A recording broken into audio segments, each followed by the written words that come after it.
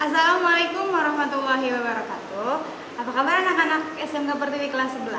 Nah, semoga kalian selalu dalam keadaan sehat walafiat ya.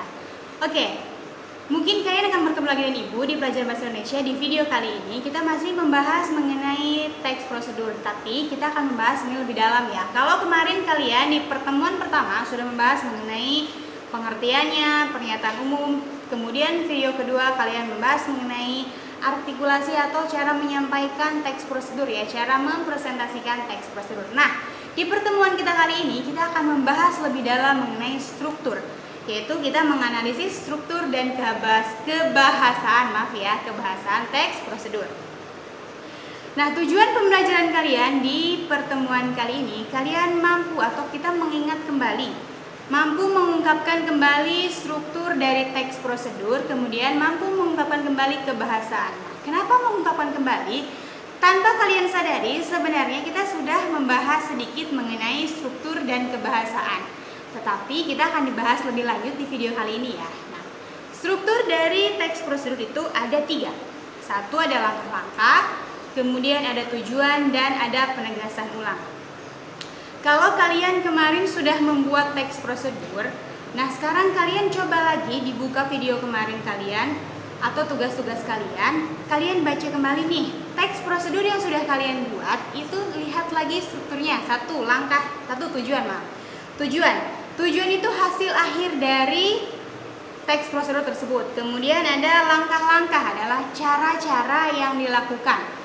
Yang terakhir ada penegasan ulang. Nah, penegasan ulang di sini biasanya itu sesuatu yang meyakinkan si penulis untuk si pembaca dari teks prosedur yang sudah dibuat.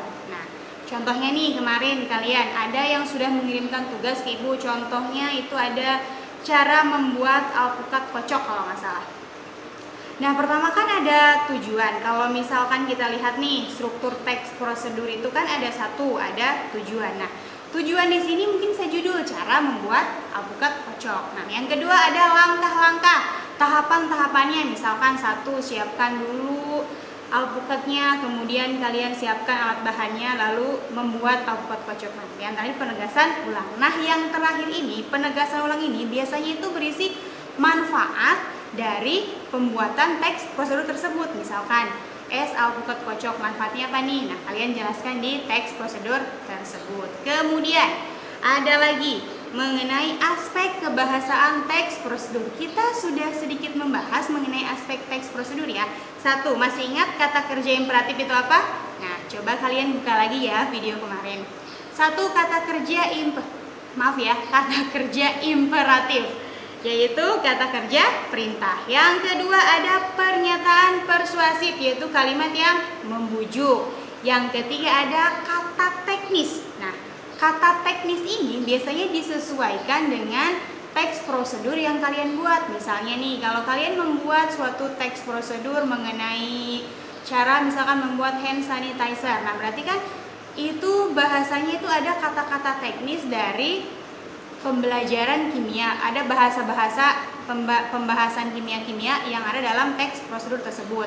Atau misalkan nih, kalau misalkan teks prosedur kalian itu tentang komunikasi, maka ada bahasa-bahasa teknisnya seperti misalkan gerakan nonverbal atau verbal, kemudian ada lagi gerakan tubuh, kontak mata, itu kata-kata yang berkaitan dengan komunikasi. Jadi kata teknis ini disesuaikan dengan teks prosedurnya. Kalau misalkan tentang kesehatan ya yang berkaitan dengan kesehatan.